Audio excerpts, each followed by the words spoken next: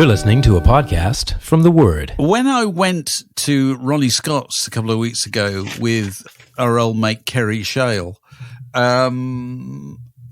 were talking about when did whooping start? When did audiences start whooping? When did they start feeling that it was incumbent upon them to kind of announce the fact that they were there and that they were actually having a significantly better time than absolutely everybody else because they've been driven to whooping? That's a key part of it, I think.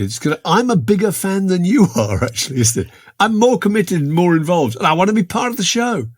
And then Kerry and I were running back through our memories of, as I frequently quote on these occasions, Frank Sinatra and Count Basie live at the Sands in 1966, I think it is, where you hear the audience, the band start, and then you hear the announcer over the PA say, "Ladies and gentlemen, tonight, a man and his music with Count Basie and his great band," and they suddenly fire up, and the audience just go, kind of polite applause. It's applause such as you might get when the Lord Mayor was kind of unveiling a foundation stone on, a new community centre or something like that. It's not gone wild.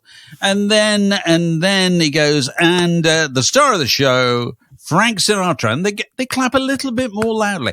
There's no whooping. There's no madness. There's no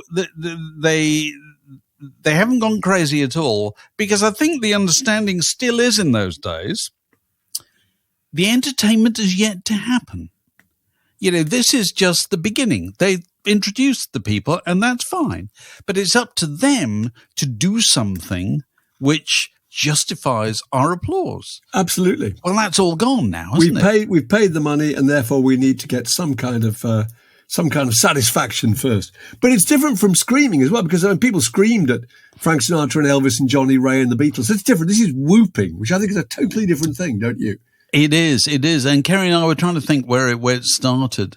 And the nearest thing I could come up with is, once again, 1971 is the year that the Allman Brothers play the Fillmore East and record what became a very successful and much played live album. Fabulous record. And there's a fair bit of whooping on that. One of the key things that struck me in retrospect is probably a turning point, is that some young woman in the audience shouts out, I think it's a woman. I haven't listened to it for a while. Anyway. Whipping Post. That's right. Whipping Post, which is an Allman Brothers song. Instrumental. No, it's not an instrumental. It's a tune. And they kind of play it, don't they? And that became a running gag for years afterwards. You used to go to gigs, didn't you? And people would shout out, "Do Whipping Post," which I think is quite significant, because they left that shout on the record. Ordinarily, you would have got rid of a shout like that. They would have edited out anything as kind of random as that. But no, they left it in. And as you say, when you went to gigs in the 70s, if there was a kind of, band were tuning up and people were getting bored or something, some wag at the back of the place would always go, "Whipping Post," or whatever. Usually me. Didn't Frank Zappa. Yeah, Frank Zappa learned Whipping Post. So if anybody says do Whipping Post, they just play a little bit of it, which is very, very funny, I think. But the main thing is that it made people think that if you shouted out the name of a song, maybe another band, at another concert, maybe they would actually do it too, and you had some control over the event. I suppose so. It's also on the Rolling Stones' Get Your Yah-Yahs Out, isn't it? You hear, and this is a young woman, this a transcendentally bored valley girl voice can be heard shouting, "Paint it black! Yes. Paint it black, you devils!" How trite is that, you devils. But again, it's left on the record. And so that's my latest stab at when it began, is 1971 Whipping Post. And I think once they've left that shout in the edit, you then accept that kind of thing goes on, years later. And it's funny, I was thinking about the absolute opposite of this week, because Bill Evans, the jazz pianist, recorded his famous Live at the Village Vanguard on June 24th, 1961. If you can listen to this, I do recommend it. And it was June 24th, 1961 was a Sunday. And so I think they started off playing 2 sets in the afternoon. So you imagine this is high summer in New York. And so some people have decided to go away from the sunshine into the bowels of a dark jazz club in Greenwich Village and listen to Bill Evans and his trio just playing a few tunes. They did 2 sets in the afternoon, they did 3 in the evening. They recorded all 5.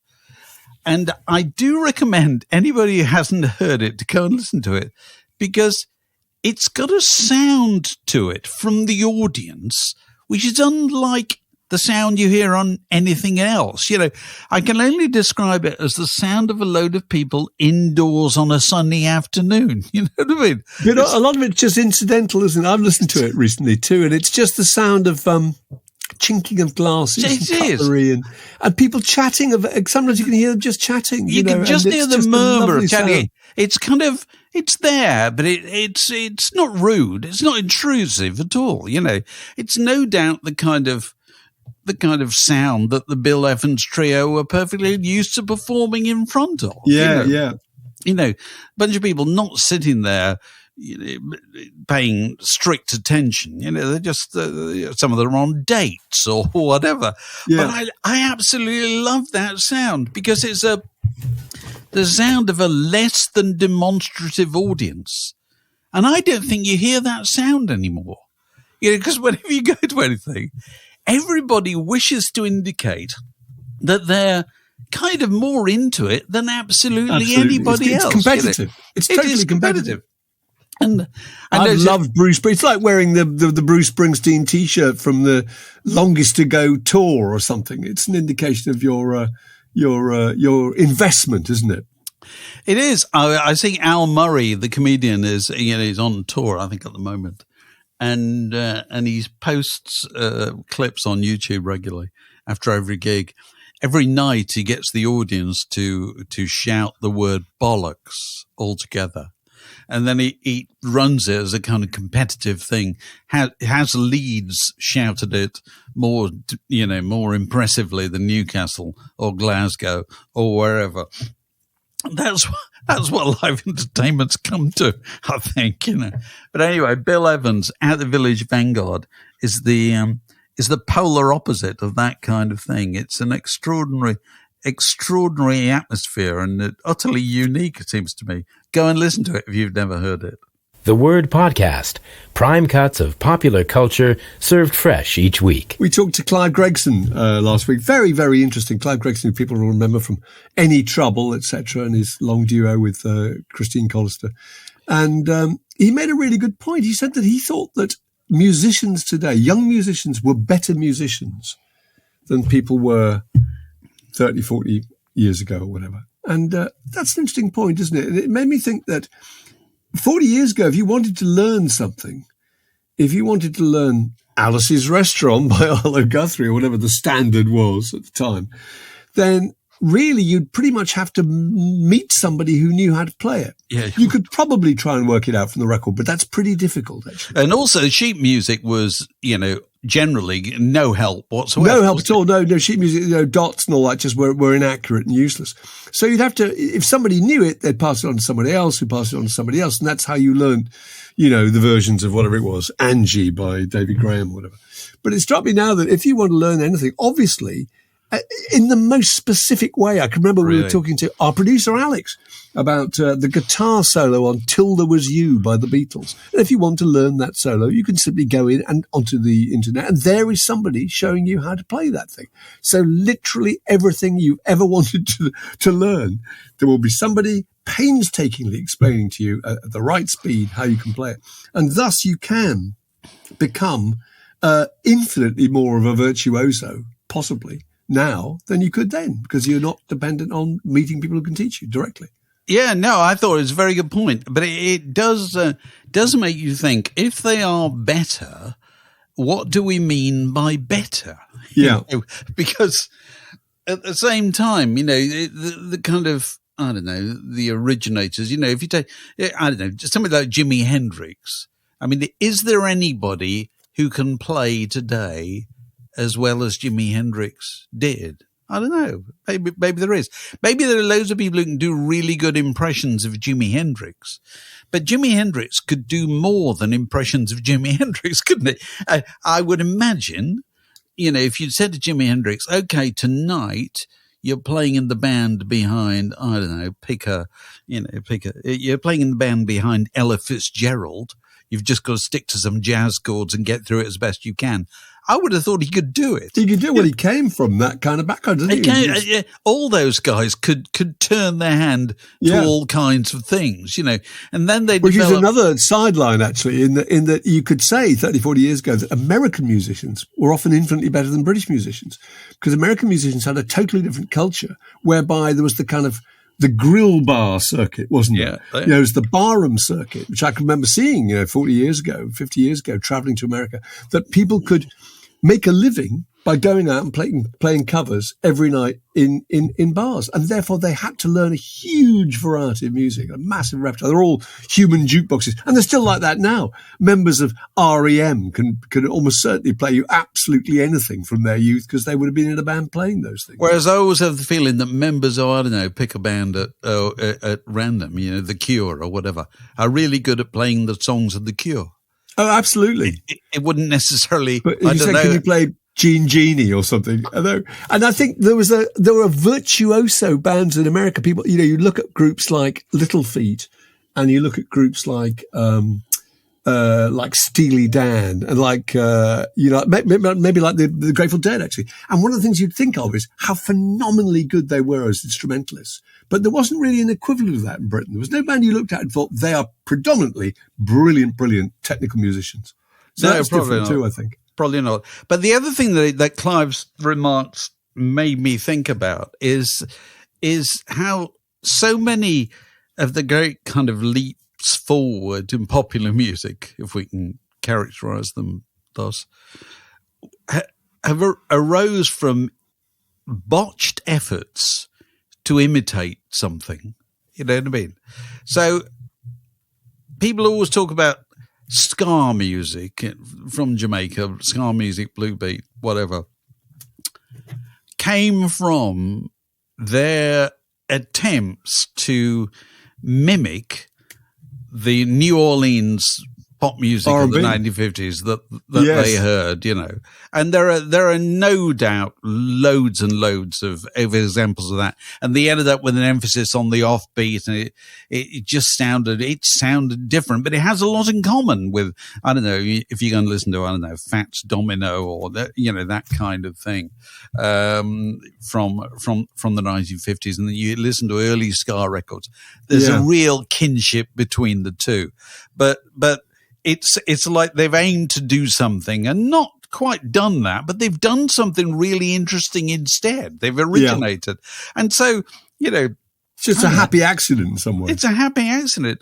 And, and there are loads of cases of this, I mean, the one that we talked about only the other week, which is a masterpiece record, but, The Animals' House of the Rising Sun. Oh, yeah, absolutely. It sort of invented folk rock in some ways, didn't it?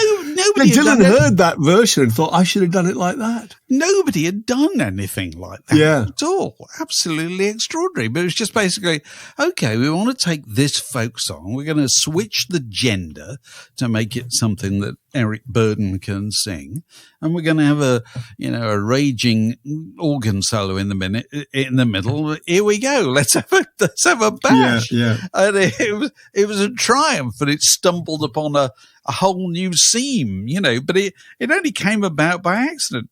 The Rolling Stones, Satisfaction, Keith Richards is the only person in the world who never thought it was any good, and he wrote it.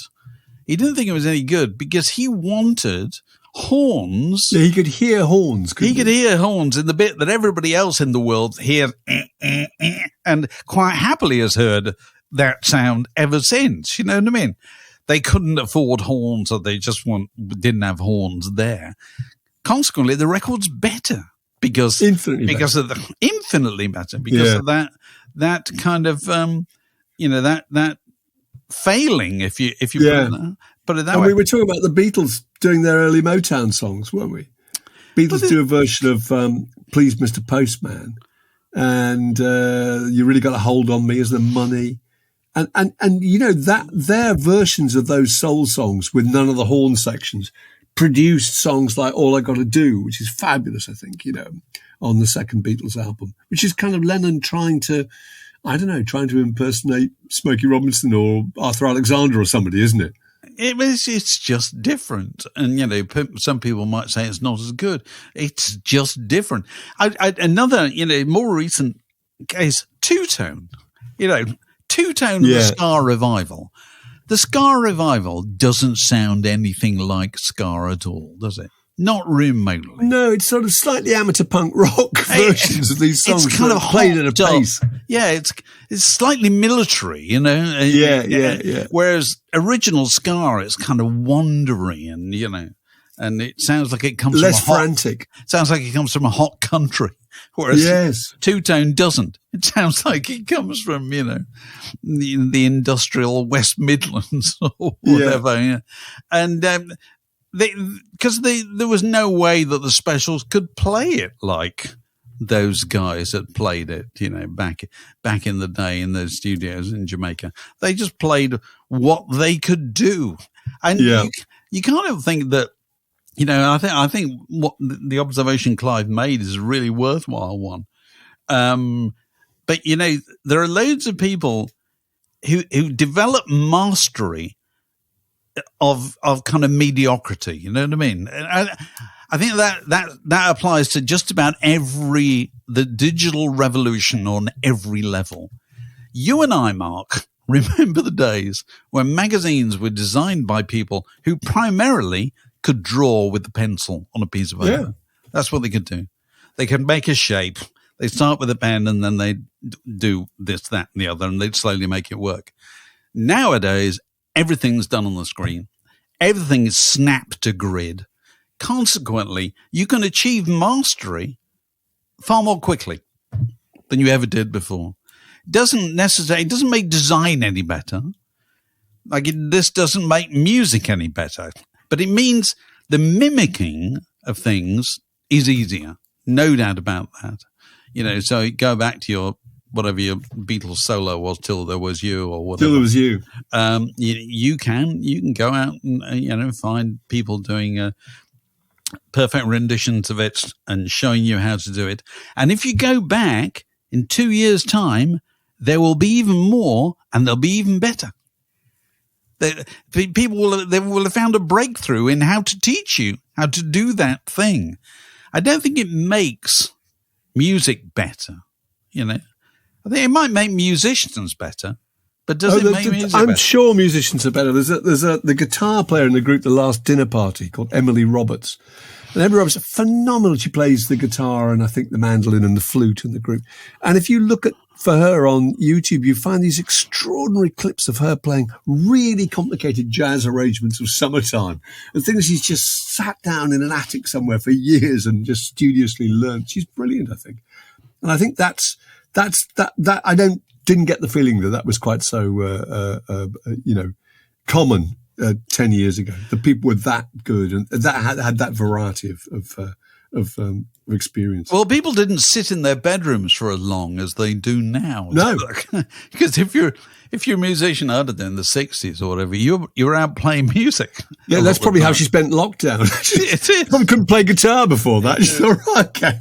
Anyway, come out of this with a new instrument. Exactly. That's one of the things that Clive talked about in our chat with him, which you can find via the usual sources. This is a junction in the word podcast. It separates that bit from this next bit. We're recording this while what's now been called GambleGate scandal is going on, where various, certainly members of the conservative organisation have been suspected to have placed bets on the day of the general election, and it made me wonder what the most you've ever spent on, or most you've ever bet, Dave, has ever been.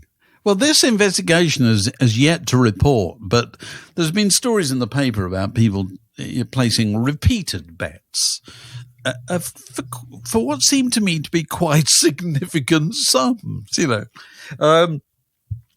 kind of sums that if I was going to invest them in any kind of game of chance, I would certainly have to talk to my wife about, if not an independent financial advisor, because, and it made me realize how much gambling has kind of just become part of many people's kind of daily lives. I got the impression this was endemic, actually, in those parliamentary circles. Well, I don't think it's just parliamentary. I think it's journalistic circles. Yeah. I think it's the city or whatever. And I'll tell you what, what's the most I've ever invested in a flutter or whatever? I don't think I've ever placed more than £5 on anything. And even if I was placing £5 on a horse, and it would be only on the rare occasions I go to the races, and I thoroughly enjoy the gambling. I think, all right, 50 quid there. I've lost it already. I'm going to spend that this afternoon. And if I was going to put £5 on some nag, purely because it had a name that reminded me of a former roadie of the Allman Brothers band or some other scientific. It's the most scientific method. Never lets you down. I would still go each way at £5 because I think I'm not losing £5 on the stand to make a profit of 43 pence. Absolutely, whatever. Yeah. Are you more adventurous than that? Not really, no. It's true that people bet on all sorts of things. I can remember going to the football 20 years ago with my sons and going to see QPR and discovering there that there were people in our circle who bet on the way to Loftus Road Stadium, would stop off at the bookies and bet on the result. And I thought, I did do that once. And obviously lost and never did it again. But the much worse scenario is you could win. And if you win, you think, well, that might just resuscitate that wonderful piece of luck. But no, I don't. I mean, the most I've ever spent is about a tenner on a horse. But I've got a dear relative of mine who bets large amounts of money on quite short odds. And once, God knows what he bet, but it must have been a substantial amount because he won enough for 6 people to go on holiday to Sicily, all flights and hotels paid for 10 days. So that's a serious amount of money. And I've got another mate, my old mate Nick, who bets very small amounts of money on very, very long odds. And he got offered 670 to 1 that 6 horses in succession wouldn't win on a rollover on the same afternoon. The same race course, and he won that. He put 2 quid on, and he won whatever it was, 1,350 quid on a £2 bet. Now that's fabulous, isn't it? It is that fabulous. Really good. But they always used to say this about people who were serious gamblers, that if you asked them how they were doing, they would never tell you because they knew the truth, which is that for every time you win, you only hear about the good times. It's like my mate, my racing manager, as I call him, Mike Stiles, always says to me, Sonny, the thing you should remember about bookies is that they have 3 windows for paying in and 1 window for paying out. That's right. That's how it works. And, but of course you don't need bookies anymore, do you? Because there's just, so many opportunities to gamble on your phone. And I couldn't believe it. I realized this, and it must be about 30 years ago now, that I went to see England in a friendly at Wembley Stadium, and I was in a box which was owned by a bank. And so I got there first. I was just sitting there waiting on my own, and then suddenly the place filled up with young employees, traders from the bank, who were all, literally all the time on their phones, just ringing bookies to get special odds on, who would get sent off in the second half or whatever. And I realized that there was an emerging generation for whom the kind of the wager is more important than the sport, Well, there are certain people who just can't get the same thrill out of watching any kind of event at all unless they have an interest in it, which is a difficult situation to be in, I think. If it is. But my best afternoon ever, Betty, was when we were at Mojo, when we launched Mojo. I can remember we sold a lot of review records that came in that we didn't need anymore. We had reviewed or whatever. And we sold them. And I got the cash. And I gave everybody, there was about 8 of us, I think, gave everybody an envelope with 7 £10 notes in it. And we went to the races, went to Newbury. And the deal was that you had to put £10 on each race. And if you won, you kept the money. And that was the most wonderful thing because you could just put your £10 on. It didn't matter at all. And a few people did win. Somebody won 160 quid, I can remember. And it just seemed just absolutely brilliant because that idea of betting without there being any downside was just an absolute dream. Yeah. But no, it's a weird old world. Well, I wouldn't dream of going to the races and not betting because that's that's the huge part, of the package. But it would never occur to me to put money on, on a football match, or the date of his general election, or anything like that. Simply wouldn't bother. So now's the time we should just remind people that there are two important benefits to them signing up to be Patreon supporters of this podcast. And the first one is the loads of things that flow to you from it, that you get advance notice of everything we do. You get to see and hear everything we produce. You get to see and hear it before everybody else. You get to take part in our weekly Friday night quiz. But the second huge benefit of this is you also get a very special warm glow. You may be just walking along the street one day, or strap hanging on the tube, or taking the children to school or whatever, and you suddenly think, oh, I've got that warm feeling stealing all over me. I wonder what that is. Have I done something good today? Is a bell being rung in heaven somewhere? Can I hear the distant tintinnabulation of a golden bell somewhere in the halls of heaven? Yes, shush, pardon, I hear it. Can that be? Yes, it can only be because I've done my bit to ensure that this podcast, which, let's not forget, has been going since what year, Mark?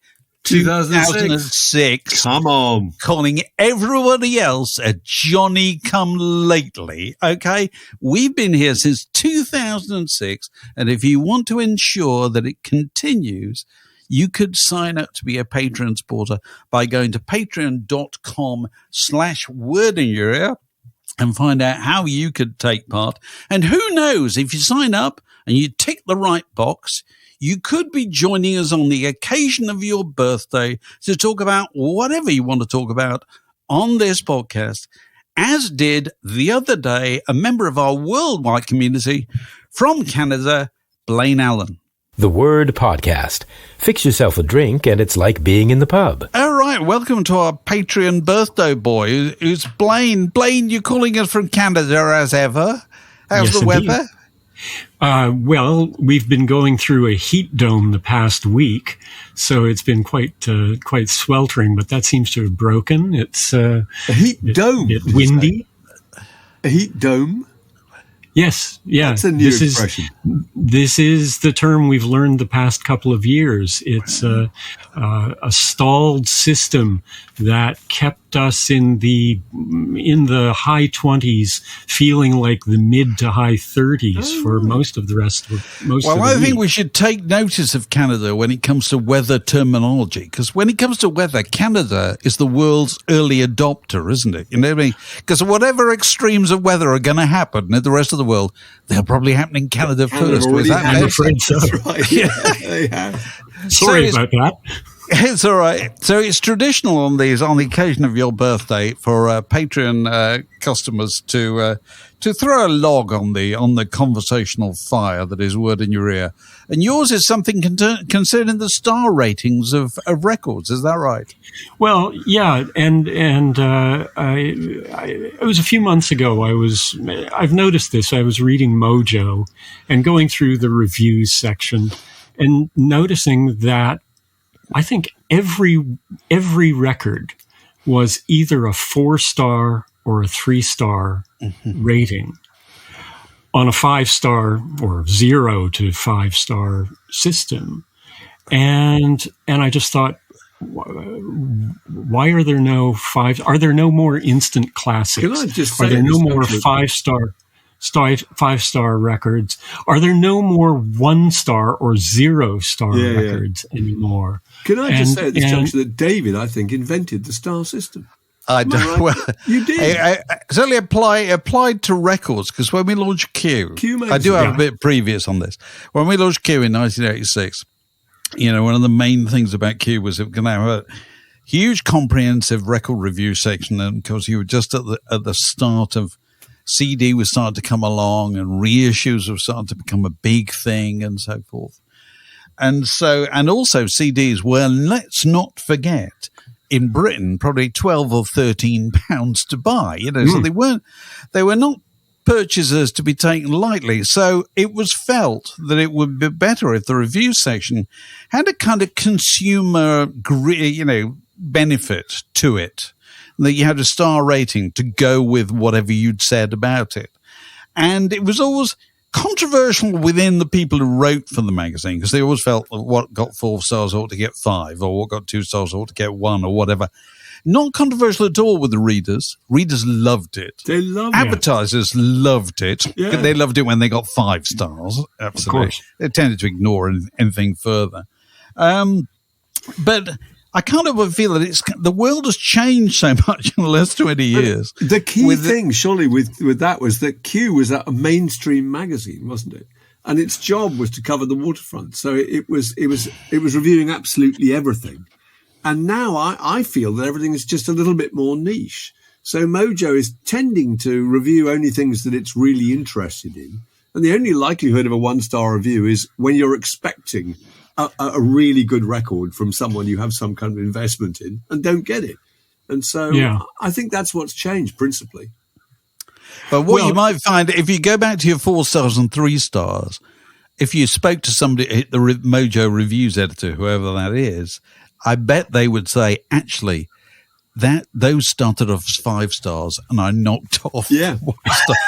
Because, no, seriously, because what happens with freelance journalists is that they want it, it's like actors or anything. They want to big up their part. They want to have more notice taken of them. And so if they get asked to write a review of something, and there's a certain amount of prejudging has to go on in the reviewing process. Sorry if this is more detailed than you want, but it is Mark's and my specialist subject. We know about this. Yeah.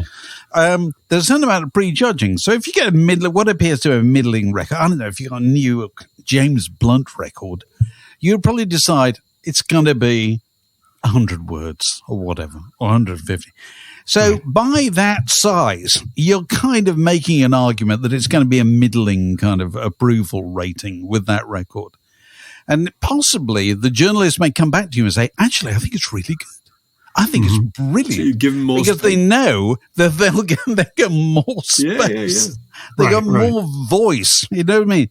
So generally speaking, I mean, any journalist can tell you loads of things that they wrote off that they probably shouldn't have done, or things that they bigged up that they probably shouldn't have done. Yeah. But that's just what happens. You're writing millions of reviews. But generally speaking, the conclusion I came to was that the honest review in 99% of cases was 3 stars. Very good if you like this kind of thing. It's very good if you like that kind of thing.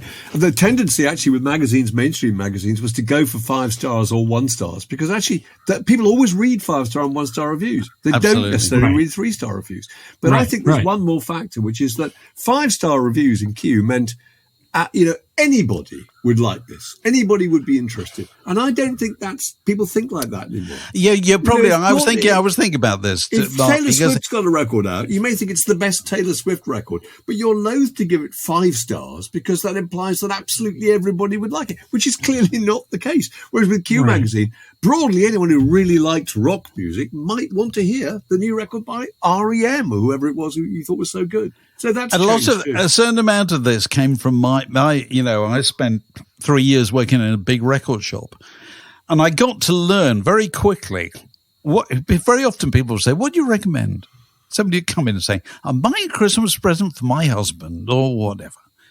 And he likes this kind of thing and that kind of thing. What do you recommend?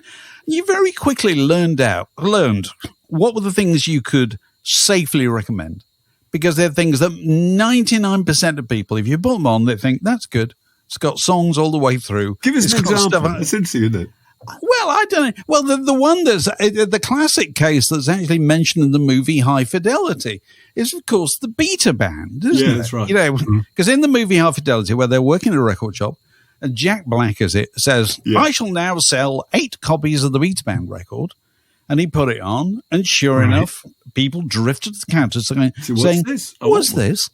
Because it just works like that. You know, it's just, it just falls on the human ear kind of easily. You know what I mean? It's not too challenging in any way. You very quickly learn what are the records that have that kind of appeal. And some of those records go on to sell billions of copies. Fleetwood Mac's Rumours is an absolute classic case of this. Yeah. If you don't like Fleetwood Mac's Rumours, on some level, you probably don't like music. You know, on some level. You don't have to think it's brilliant, but you find it tolerable, at least. You know what I mean? And I think there are loads of records like that. At the time that Q launched, I think the thing I reviewed, probably the first issue of Q, was Paul Simon's Graceland. And Paul Simon's Graceland, if you didn't like it on some level, that's a bit odd, really. You know what I mean? Because you get away with it with most people. You know, REM's Automatic for the People. Absolutely. Everybody liked it. Yeah. I know. First 2 Oasis albums, everybody but me liked them, you know. And you probably wouldn't go a lot further down the Oasis catalogue, you know. So I think you speak to most people who worked in record shops for any period of time, they can tell you that stuff. You know, it's like people in bookshops can tell you what's the stuff that it's always safe to, you know, to give to people, and that they'll like it and they'll read it. You know, that's just what you learn. So there was a bit of that feeding into the Q process. It was, let's try and find these people. But I think Mark, let's try and find these records. But I think what Mark says is absolutely right. People they're more niche now, or they seem to be. Niche. And also they're far more militant about their opinions. People don't go, well, it's all right. It'll grow on me. They don't go like that. They go, it's either the most brilliant thing in the history of the world, or it's bloody poison. Why are you inflicting it on me? Neither of which can possibly be true, you know.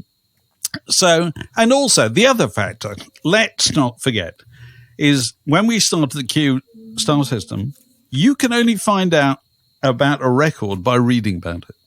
Right. And then you planted your 13 pounds down or whatever it was, took it home, and you hoped to God it lived up to it.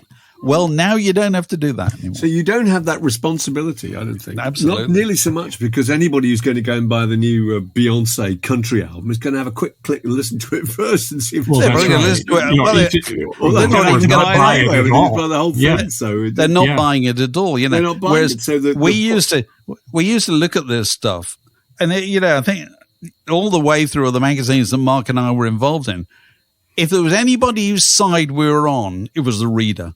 You were there to protect the reader. Yeah. Don't buy what everybody else is telling you to buy. You know, it's your money. You know, we will recommend what we think is the best value for money. You may not agree with us. All right, that's fair enough. But this is the thing, is that reviews like these serve different functions, and one of the principal ones is as a consumer guide, right? Yeah. You know, I always thought one of the really valuable things Q did, which we only did for a while actually, and we should have kept doing it really, was that in the heat of the moment, when you review the new album, you know, back in the 80s, you probably only had a cassette that night. You had to sit up all night, right? And in your head, you wanted that group to be on the cover of the next issue, and you were in your head, you were still listening to the last album, which everybody loved, and you quite often were over generous.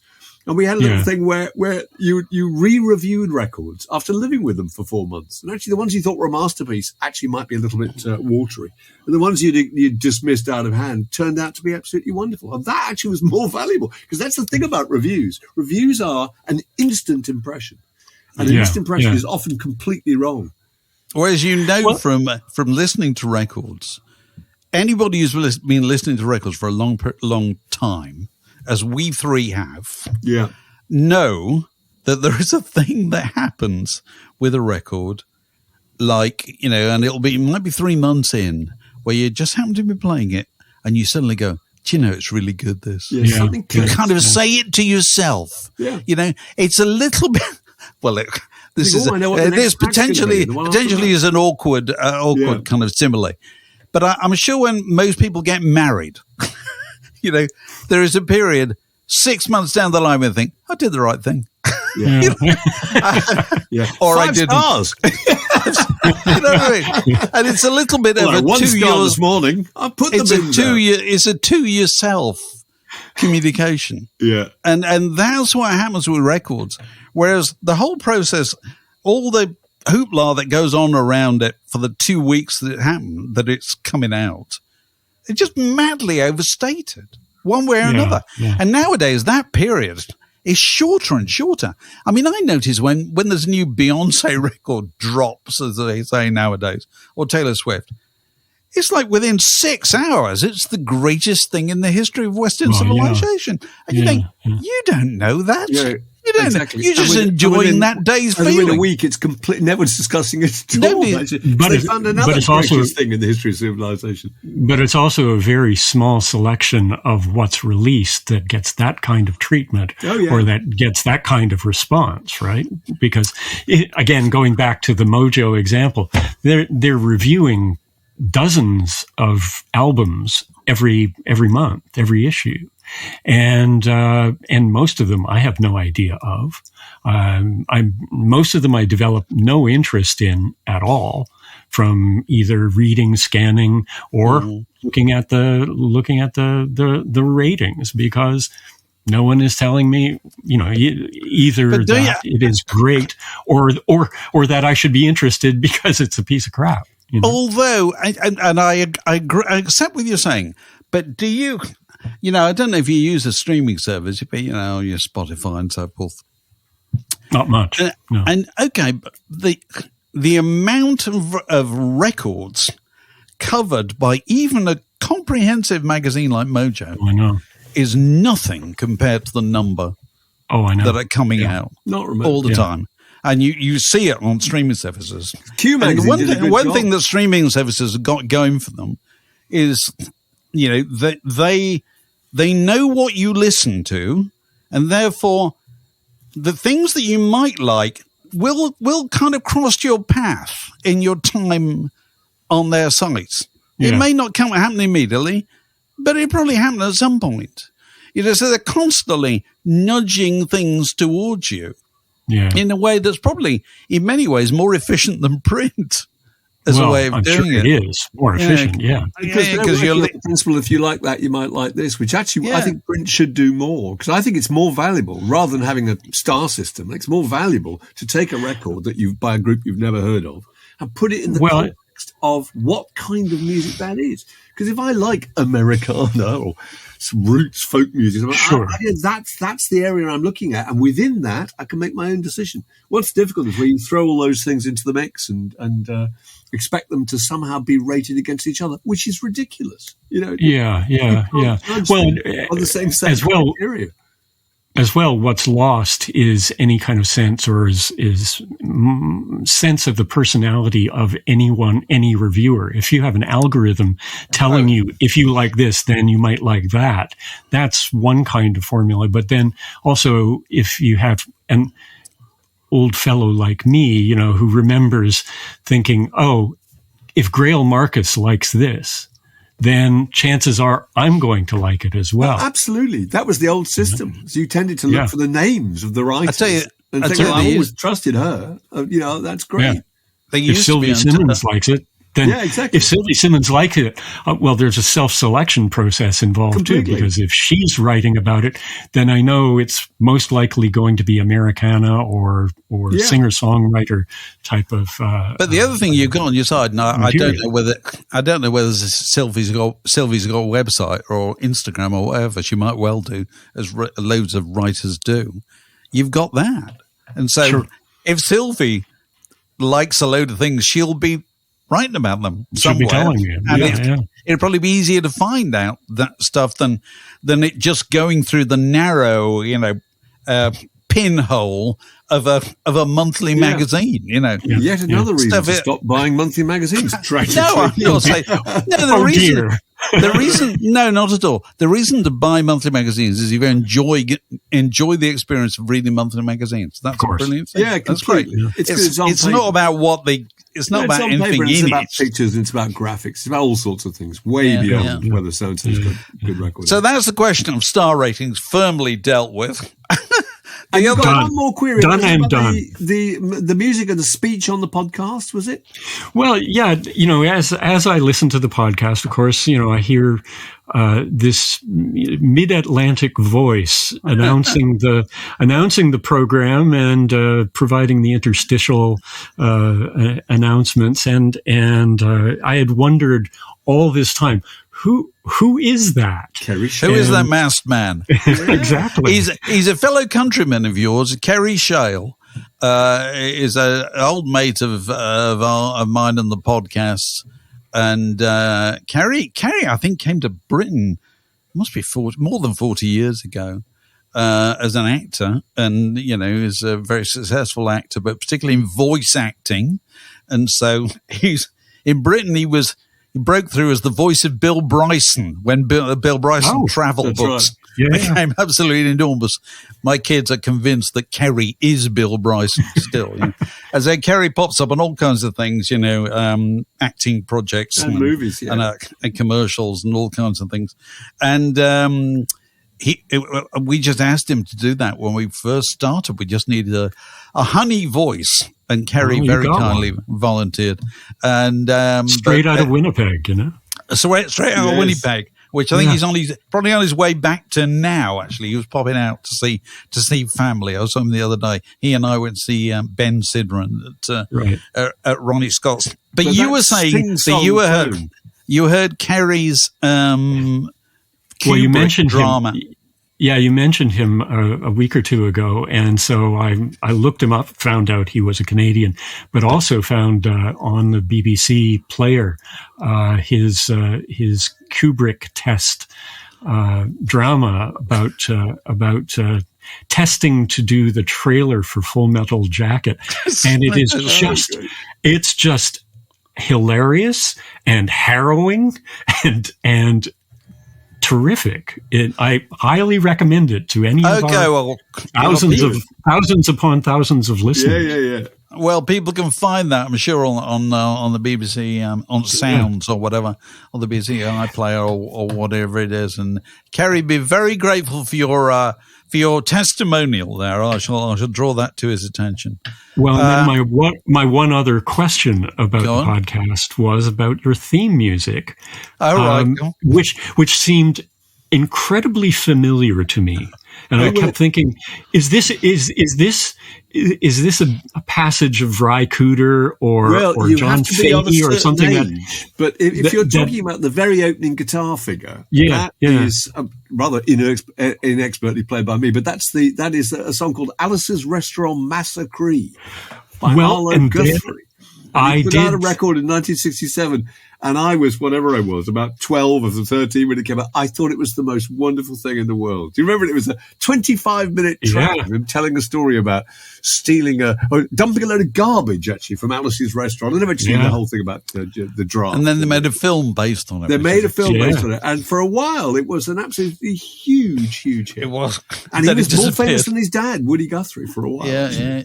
Well, and it is played on American radio every Thanksgiving.